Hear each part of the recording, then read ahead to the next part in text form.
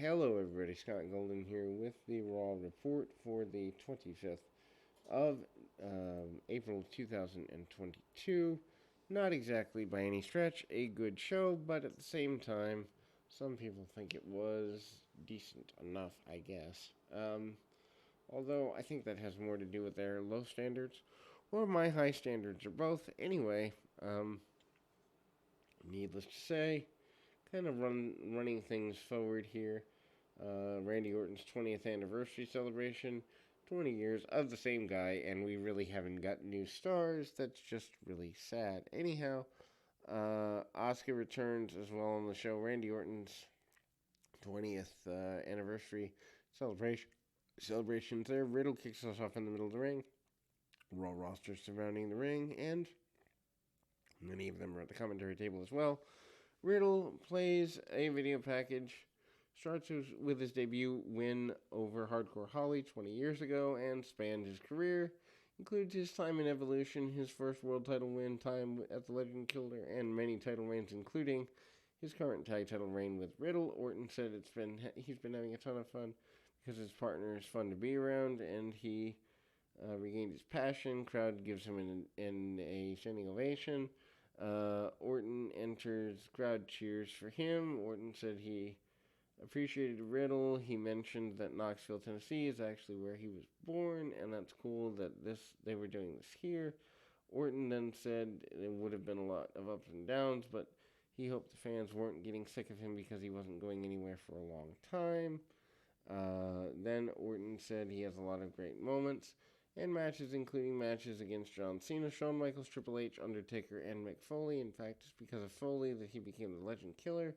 Triple H and Ric Flair deserved credit as well. Orton said he's having more fun than ever, and said that because of Riddle, Orton told him, "I love you, man," and they hugged. Orton said the fans have always supported him, and through everything he loved them as well. Riddle has a surprise for Orton. A man who looked up to Orton and once considered him a friend. Riddle introduced Cody Rhodes. Rhodes hugged Orton. Riddle acted jealous. Rollins then grabs the mic and interrupts. Rollins warns Orton not to trust Rhodes. Claimed that Rhodes was just there to steal the spotlight. Rollins tells Rhodes that not everything is about him. Rollins said tonight is about Orton, whose time was in the past. Rollins then said the next generation would be inspired by him, not Orton, or Rhodes, or Riddle. Ezekiel interrupts, and as a newer superstar on the roster, he wanted to introduce himself to Orton. Owens marches out through the crowd and accused Ezekiel of being a liar. Owens then ranted like a madman until the Usos interrupted next. Usos said their favorite Orton moment was when he loses to them, or at least that's the basic gist of things, which, well, yeah, that's what they would say. Why this needs to be as long as it is, who knows? Owens then rants like a madman when they beat RKO at Backlash is when everything's going to come together. Adam Pearce enters to sign the 8-man tag team match, Rollins, Owens, and the Usos against Rhodes, Ezekiel, Riddle, and Orton. Owens decks Ezekiel. Orton drops Owens with an RKO. Glenn Jacobs is shown speaking with Bianca Bel-Air in the back. Bianca Bel-Air defeats Sonya Deville to retain the Raw Women's Championship 45 seconds. Bel-Air sends her over the announce table and wins in 45 seconds by countout. Deville said it shouldn't count because she slipped on water and had the match restarted as a no countout match. No countout, no disqualification. Bianca Belair defeats him via disqualification in 52 seconds. Deville hits Belair with a chair for the DQ under a minute. She claims that Belair used a weapon, her hair first, so it shouldn't count. So they had the match restarted as a no countout, no DQ match. Anyway, no countout, no DQ. 6:08. So basically, we break this down. And obviously, Bianca Belair gets the victory. Deville immediately signals to the back, and Zelina and Carmella come out to assist her. After the break, they're tearing it up with Bel-Air, who fights them off, and Deville drives Bel-Air face first into the middle turnbuckle and gives her a DDT into the steel steps. Bel-Air, once again, fights both Zelina and Carmella before giving Deville a KOD. For the pinfall win, Bel-Air retains title. Crowd is, I guess, reasonably happy with this. And then Carmella and Zelina argued in the back till they are interrupted by Deville. She then informed them that they were screwed over in the title chances, so now they need to get even. Then we go, Deville slapped her even harder. She says she's still the boss. And Edge and Damian Priest segment. Edge sits on a throne. Damian Priest is by his side. Edge said Priest would finish business with Finn Balor tonight. Edge insulted Tennessee and their college football team, mocking the fans, mocking AJ Styles. Priest said Balor would have to face his Judgment Day. Anyway, Veer defeats Sam Smothers, 36 seconds. Veer Mahan wins with the cervical clutch, modified camel clutch. Why even have people get dressed for this? After the match, Mahan reapplied the hold before slamming the guy into the announce table. Mahan then leaped on the table and applies the hold again. Sarah interviews Lashley, who's warming up as if he's getting ready for a fight. She notes that this didn't seem to be the warming up for an arm wrestling contest as what had been stipulated. He's pretty confident in his arm wrestling abilities against Omos or MVP. At least that's the way this is broken down. We enter into the second hour. They show tweets from John Cena, Drew McIntyre, and Triple H congratulating Orton on his 20th anniversary arm wrestling match. Obviously, Lashley defeats Omos. It is what you'd expect. Omos is initially winning. Lashley turns it around. They slam the arm wrestling apparatus into him. Then we go to segment earlier today, R-Truth giving couples counseling to Reggie and Dana Brooke. Tamina and Akira Tozawa mixed tag match, and there's Truth as the referee. Mixed tag, Tamina and Tozawa defeat Dana Brooke and Reggie, 131. Tozawa wins with a diving senton onto Reggie.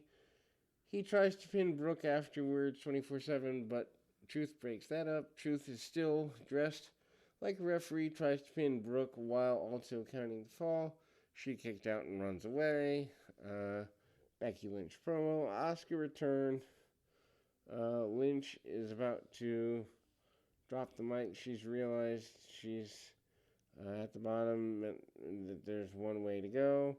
Lynch enters. She said she's been 3 years since she's walked out on Raw without her championship. 3 years since somebody had been able to beat her.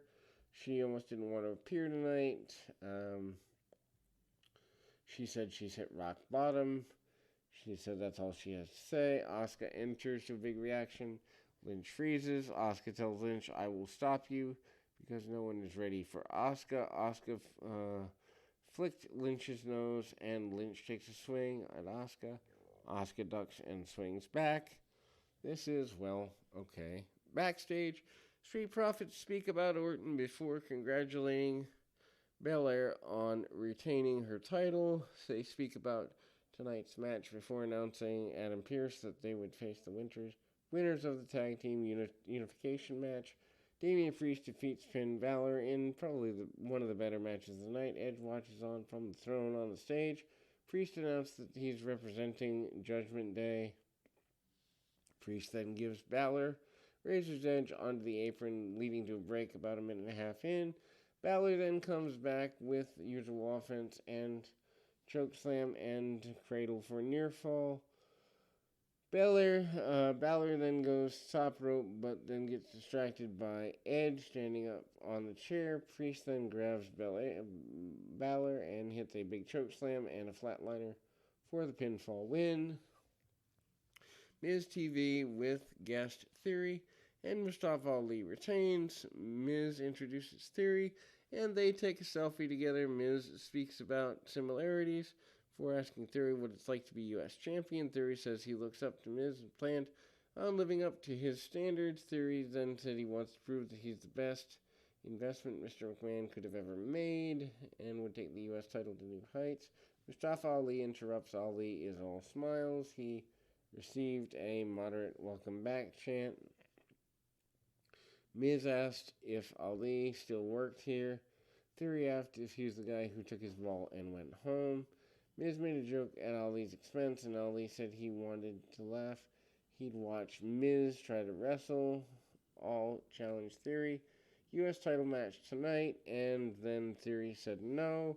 Ali wondered if Theory was all biceps and no, guts, and then said Theory was running away from a fight like he was The Miz. Theory stood up for The Miz and called him future Hall of Famer who'd never run away from a fight.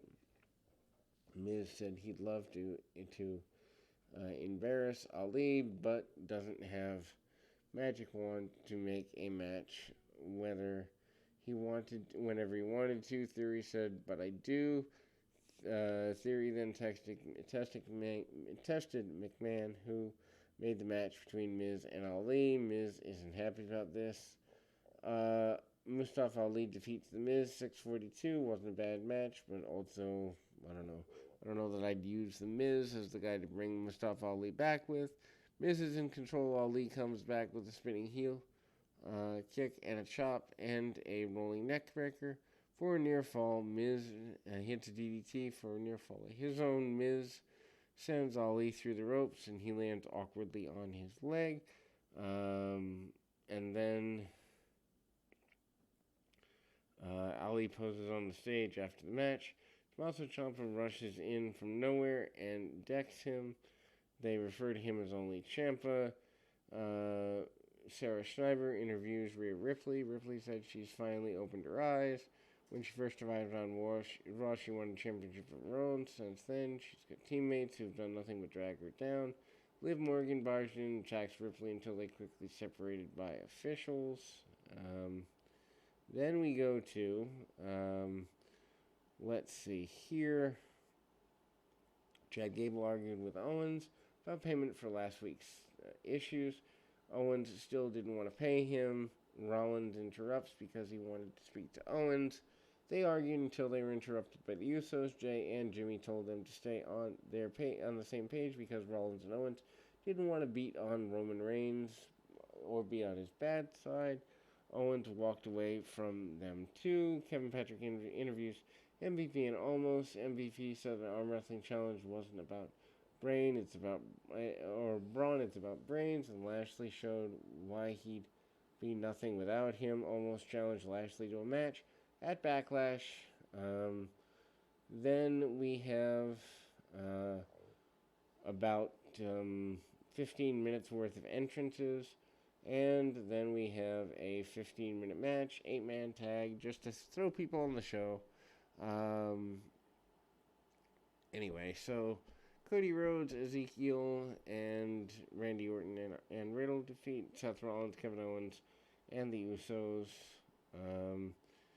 Orton and Riddle work together early. Usos gang up on them, take control back over. Rollins then comes in for Rhodes, beats him down before tagging out. Rhodes fights him off and tags in Ezekiel. Ezekiel hits Rollins with a jumping knee and spinebuster for near fall. Riddle then tags in and hits a few moves till Jimmy Uso attacks him from behind, and Rollins brings him down with an impressive reverse superplex. After the break, Riddle brought down Rollins with a floating bro, but Jimmy prevented a tag. Riddle fights him off, but the heels knock him off. The babyfaces go off the apron, but then he couldn't tag out. Owens then hits a senton for a 2 count, and Owens manages to tag himself in. Orton then hands back suplexes to Jay, Rollins, and Owens into the announce table before giving Jay the draping DDT. Rhodes gives Rollins disaster kick, and Orton follows that up with an RKO. Ezekiel assisted Orton in the RKO, and Riddle assisted Orton, giving Jimmy an RKO. Jay then tries to splash Orton, but counters into an RKO for the pinfall win. The show ends with the good guys posing. This is what passes for wrestling in 2022. I am very sad. We will be back with more right after this.